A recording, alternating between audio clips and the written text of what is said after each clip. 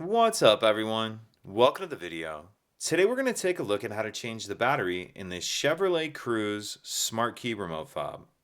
This Chevy Cruze key fob is going to use replacement battery CR2032, and I'll put a link in the description box of this video to where you can find these replacement batteries if you're in need. So the first thing we're going to do is grab our key fob and remove the emergency key that's in the bottom of it. That's done by pressing this button on the side of the fob that my thumb's on, and the emergency key will pull out like that.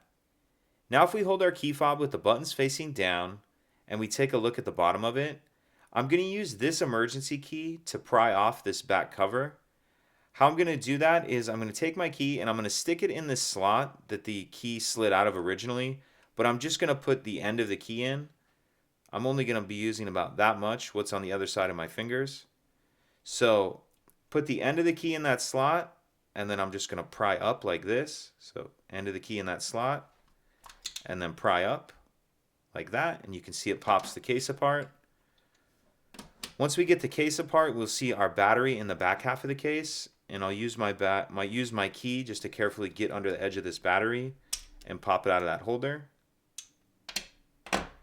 Once we get our old battery out, we can install our replacement battery, and you want to make sure that you're installing your battery with the plus side down, positive side down.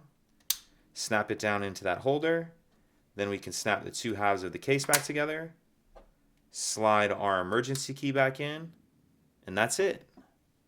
If you could take a second to like and subscribe, it helps us out, and I'd appreciate it. Thank you.